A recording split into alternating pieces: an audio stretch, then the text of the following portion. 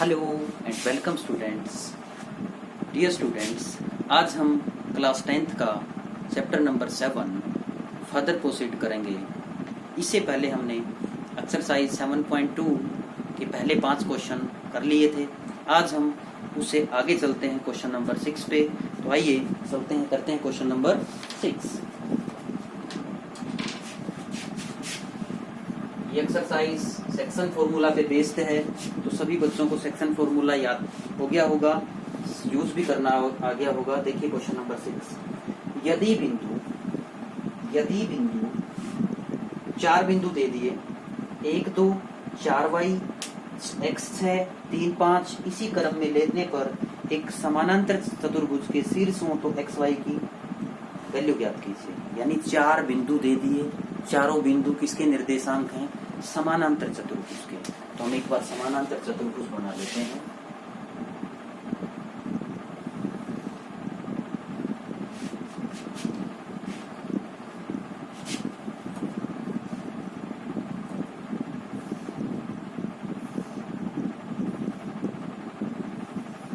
समानांतर चतुर्भुज के शीर्ष दिए हुए थे, समानांतर चतुर्भुज के शीर्ष दिए हुए हैं अलग अलग। तो देखते हैं, नाम दे देते हैं इनका A B C D। Dear students, एक बात ध्यान रखनी है, बच्चे अक्सर गलती कर जाते हैं। क्या करते हैं? रनिंग में ध्यान होता नहीं, एक बिंदु ये ले लिया, B ये ले लिया, फिर C यहाँ से स्टार्ट कर देते हैं, D ये गलत बात है, क्वेश्चन गलत हो जाएगा। आपको ध्यान रखना है, कंटिन्यू सीरीज में लेने, बिल्कुल कंटिन्यू लेने, ऐसे तोड़ना नहीं, इधर इधर जाके फिर ये साइड थोड़ी आएगी जैसे आप बनाते हो, ऐसे चल के कंटिन्यूअसली चलना। ये पहला ये, दूसरा ये, तीसरा ये, चौथा ये। अगर उल्टा आप स्टार्ट करते हो, पहले ये लेते हो फिर ये लेते हो, तो इधर आ जाओ, कंटिन्यू चलना, कैसे भी चलते हो। मैं इधर चल रहा हूँ, ठीक है। तो कोऑर्डिनेट लिखता हूँ मैं, इसके कोऑर्डिनेट क्या क्या गिवन है। इसके कोऑर्डिनेट्स हैं 1 2, आगे 4y, उससे आगे x 6, उससे आगे 3 5 3 5, ठीक है। तो देखिए,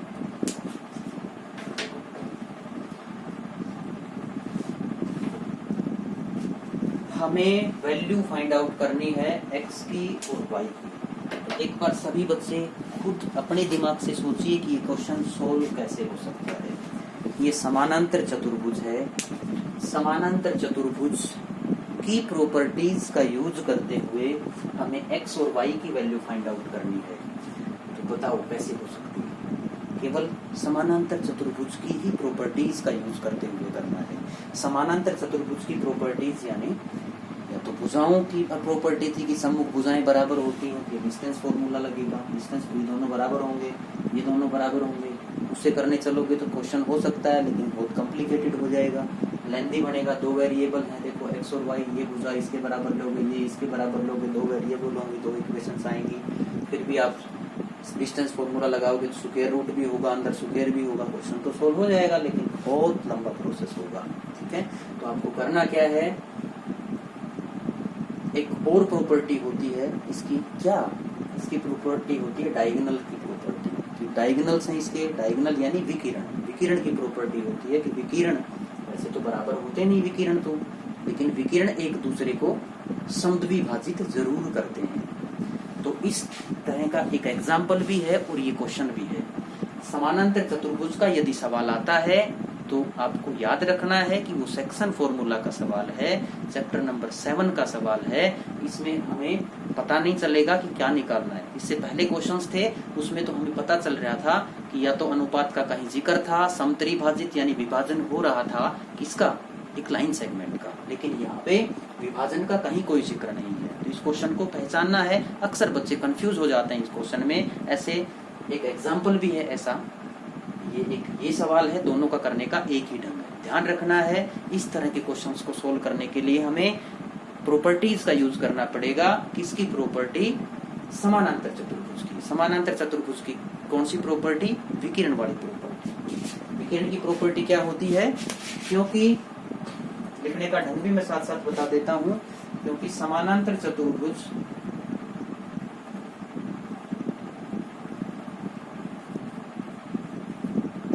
चतुर्भुज के विकिरण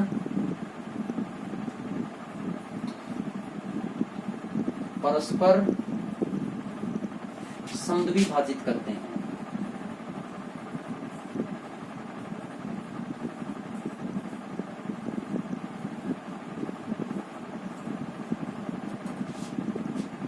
ठीक है, अगर समानांतर चतुर्भुज के विकिरण परस्पर समद्विभाजित करते हैं तो इसका मतलब दिस इम्प्लाइज समानांतर चतुर्भुज के विकिरण कौन कौन से हो जाएंगे?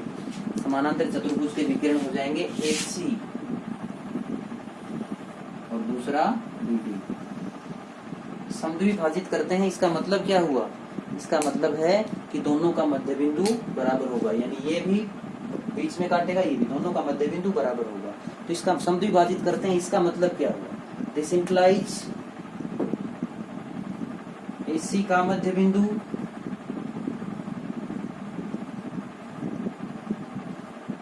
बराबर BD का मध्य बिंदु।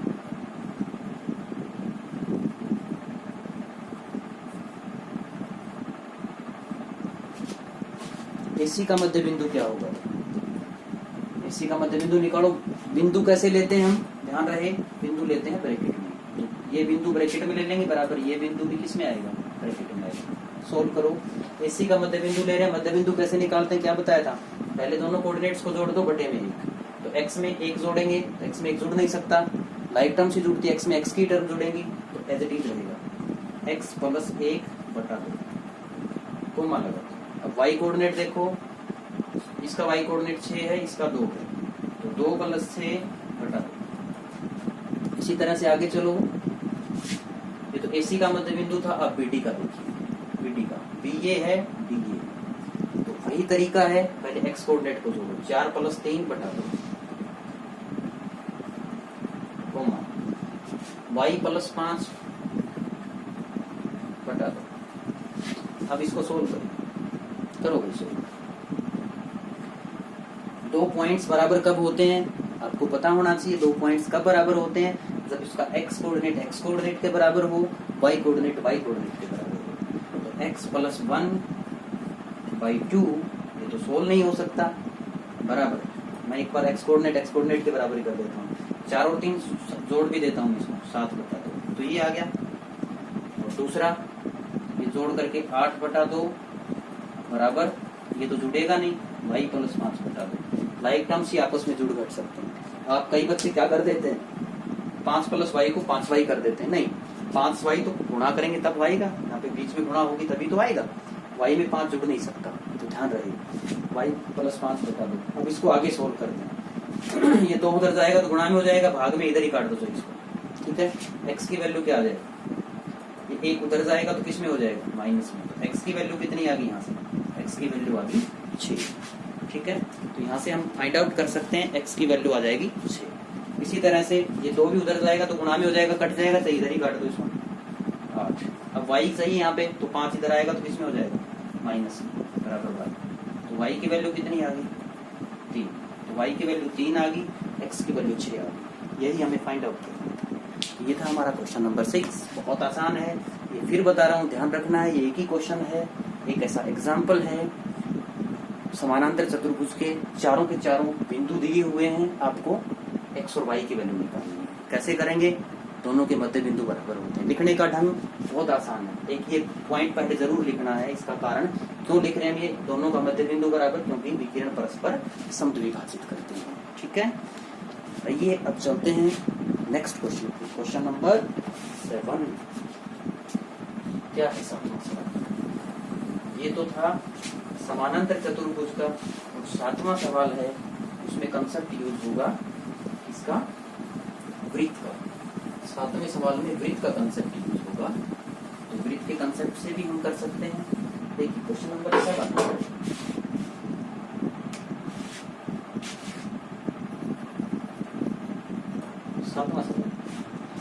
बिंदु ए के निर्देशांक ज्ञात कीजिए जहां ए भी एक वृत्त का व्यास है। एक वृत्त का व्यास है, तो पहले आप वृत्त बनाओ, ठीक है। एक वृत्त है, इस वृत्त का व्यास है कोई, व्यास है, मैं व्यास ले लेता हूँ, वृत्त का व्यास है, ये मैंने वृत्त का व्यास ले लिया, व्यास बिल्कुल सेंटर से होके जाता है, ये व्यास दे दिया, वृत्त का व्यास है, ठीक है। अब इसने क्या कहा है, ए बी है वृत्त का व्यास, तो ए बी वृत्त का व्यास है, तो ए का कोऑर्डिनेट ए और बी ये व्यास है, दोनों के बिंदु लिख दिए मैंने। आगे क्या कहा है, जिसका केंद्र दिया हुआ है 2 - 3, केंद्र दिया है, इस केंद्र को मैं O मान लेता हूँ, ठीक है। अब इसके निर्देशांक लिखते हैं, क्या क्या दे रखे हैं, निर्देशांक क्या क्या है। ए निर्देशांक ज्ञात करना है, चीज ज्ञात करनी, उसको हम क्या मान लेते हैं, एक्स वाई, ठीक है। आगे केंद्र क्या दे दिया, 2 - 3, इसका दे दिया 2 - 3, बी के कितना दे दिया, 1 4। देखिए हमें फाइंड आउट क्या करना था, चेक करो क्या निकालना है, ध्यान से देखो, एक्स वाई निकालना है। कंसेप्ट देखो किस वृत्त का यूज हो रहा है, तो आपको इसमें फिर नहीं पता कि कौन सा फॉर्मूला लगेगा, किसका सवाल है, कई बच्चे कंफ्यूज हो जाते हैं क्योंकि इसमें वृत्त का जिक्र है। तो क्या करेंगे, वृत्त वाले क्वेश्चन में से, वृत्त वाले चैप्टर में से समझ लेते हैं, लेकिन किसी भी चैप्टर में कोऑर्डिनेट्स का जिक्र नहीं होता है। कोऑर्डिनेट का जिक्र केवल कोऑर्डिनेट ज्योमेट्री में ही होगा, यानी वो चैप्टर नंबर 7 की ही बात करेगा, ठीक है। तो 7वें चैप्टर में अब हमें कोऑर्डिनेट ज्योमेट्री का क्वेश्चन है, कंसेप्ट हमें वृत्त के भी यूज करने हैं। तो वृत्त में क्या जानते हो आप, एक तो एक्स और वाई की वैल्यू चाहिए हमें, है ना, हमें चाहिए एक्स और वाई की वैल्यू, 2 वेरिएबल हैं, 2 वेरिएबल्स की वैल्यू फाइंड आउट करने के लिए 2 इक्वेशंस की जरूरत पड़ेगी। वो 2 इक्वेशंस कौन सी होंगी, आप कोई भी बना सकते हो। अब इसमें हमें 2 चीजें पता है, ये भुजा इसके बराबर डिस्टेंस फॉर्मूला लग सकता है, या इसकी आधी हो जाएगी, या और क्या पता है, ये इसका मध्य बिंदु है। आसान सबसे आसान कौन सा है, मध्य बिंदु है। मध्य बिंदु में क्या करना है, मध्य बिंदु निकालना है, एक्स कोऑर्डिनेट के बराबर, वाई कोऑर्डिनेट के बराबर, तो ये इसका बिल्कुल मध्य में है। तो हम लिखेंगे क्योंकि ओ ए पी का मध्य बिंदु है।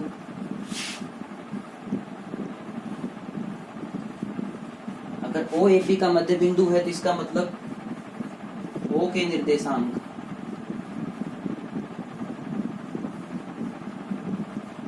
बराबर होंगे ए पी के मध्य बिंदु के निर्देशांक।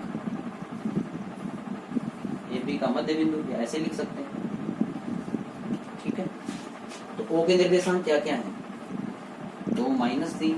यहाँ से ए पी का मध्य बिंदु निकालो, कैसे निकालते हैं, हमें ए पी का निकालना है, तो पहले उन दोनों पॉइंट्स को देखो, इसका निकालना है, दोनों के एक्स कोऑर्डिनेट बटे में 2, दोनों के एक्स कोऑर्डिनेट जोड़ दो, तो एक्स और 1 को जोड़ दो, x + 1 बटा 2, कोमा दोनों के y कोऑर्डिनेट को जोड़ दो, y + 4 बटा 2, सोल्व करो इसको। दोनों पॉइंट्स इक्वल कब होते हैं, बराबर कब होते हैं, जब x कोऑर्डिनेट के बराबर, y कोऑर्डिनेट के बराबर, यानी x + 1 बटा 2 बराबर इसका 2 है। दूसरा y + 4 बटा 2 बराबर -3, सोल्व करो। सबसे पहले इधर x की वैल्यू निकालनी है, तो x को छोड़ के बाकी सब कुछ दूसरी साइड जाएगा, 1 प्लस में 2 भाग में, सॉरी के बटे में पहले वो जाएगा, 2 इधर भाग में दूसरी साइड जाएगा, गुणा में हो जाएगा। x + 1 बराबर 2 गुणा 2, x + 1 बराबर 4, x बराबर 4 - 1, x की वैल्यू कितनी आ गई, 3। यहाँ पे आ गई x की वैल्यू 3, x हमारे पास 3 आ गया। इसी तरह से इसको सोल्व करेंगे, तो y बराबर -3 गुणा 2, तो y की वैल्यू y + 4, इधर क्या था, y + 4,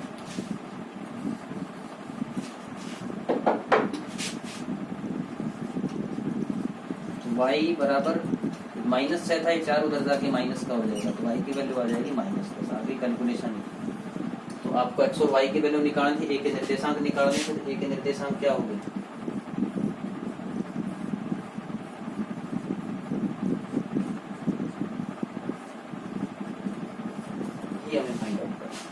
क्वेश्चन नंबर कौन सा है, क्वेश्चन नंबर 7। आगे अगला है क्वेश्चन नंबर 8। क्वेश्चन नंबर 8 देखिए क्या है, 8वां सवाल है। 8वां सवाल है, उस बिंदु के निर्देशांक ज्ञात कीजिए, ए और बी के निर्देशांक दिए हुए हैं। आपको ए दिया हुआ है, बी दिया हुआ है, इसके निर्देशांक क्या दे दिए, ए के निर्देशांक दे दिए -2 -2, बी के निर्देशांक क्या दे दिए 2 -4, और आगे कहा है कि पी के निर्देशांक ज्ञात कीजिए। यदि ए पी बराबर 3/7 AB हो, देखो AP है, अगर AP के 7 भाग हम करें, इस 3/7 का मतलब क्या है, इस AP के यदि हम 7 भाग करें तो P है वो पहले 3 भागों के बराबर है, यानी P है वो पहले 3 भागों के बराबर है, यानी AP का 3/7 है, AP के 7 भाग करें तो 3 भाग है, तो बाकी कितने भाग बचेंगे 4 भाग। बच्चे अक्सर इसमें गलती क्या करते हैं, 3/7 है अनुपात ले लेते हैं 3:7 का, नहीं, ये कब आता जब AP बराबर 3, ये इसका क्या आ जाता, AP बटा क्या है AP है, यदि AP के साथ यहाँ AP की जगह PP होता तो फिर 7 आ जाता, AP की जगह अगर PP होता तो फिर 7 आ जाता, AP और PP का रेशियो ही तो आएगा 3/7। इधर देखो इस AP को इधर लेके आएंगे तो क्या आ जाएगा AP बटा AP, तो कंफ्यूज नहीं होना है, AP बटा AP पूरा आ जाएगा, AP बटा PP आता तो 3/7 करते, ठीक है, तो अब ये 3/4 है, दोनों कोऑर्डिनेट्स दे रखे हैं तो इसको हम XY मान के आगे सोल्व कर सकते हैं। बहुत क्वेश्चंस कर लिए अपने आप करें।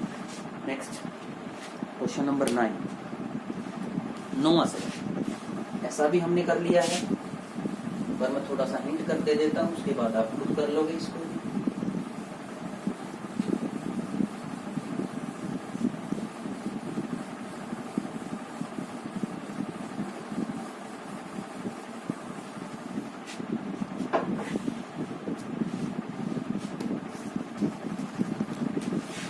नंबर 9, बिंदुओं को जोड़ने वाला रेखा, 2 बिंदु दे दिए, बिंदु के निर्देशांक क्या क्या है -2 2 2 8, दोनों बिंदुओं को जोड़ने वाला रेखाखंड AB को 4 बराबर भागों में बांटने के लिए बिंदु के निर्देशांक ज्ञात कीजिए। अब की बार कितने भागों में बांटना है, 4 भागों में बांटना है, तो बताओगे 4 भाग इसके बनाने के लिए कितनी जगह से तोड़ना पड़ेगा, 4 भाग बनाने में, तो अगर इसके 4 भाग कर देंगे तो 5 भागा में बचेगा। 4 भाग बनाने के लिए हमें कितने भागों में कितने पॉइंट लेने पड़ेंगे बीच में, 1 2 3, देखो बराबर बराबर हो गए, थोड़ा सा इसमें आगे पीछे ले लें, ठीक है,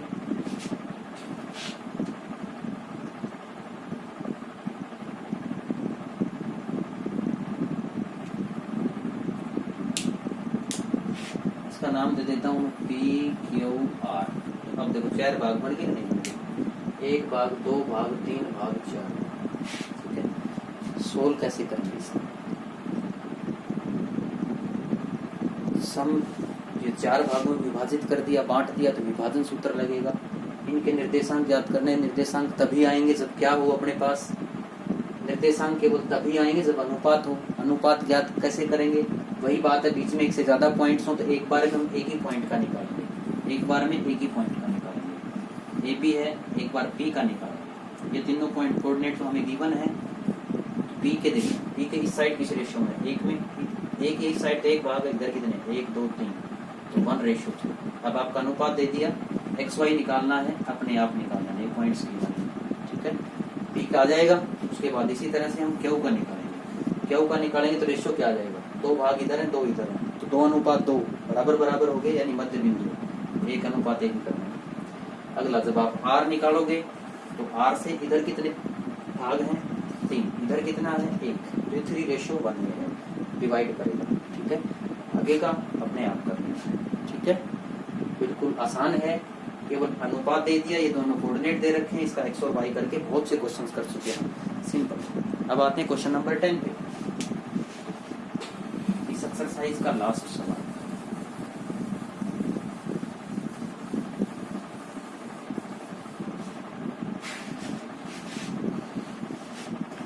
क्वेश्चन नंबर 10, एक समचतुर्भुज का क्षेत्रफल ज्ञात कीजिए जिसके शीर्ष दिए हुए। समचतुर्भुज,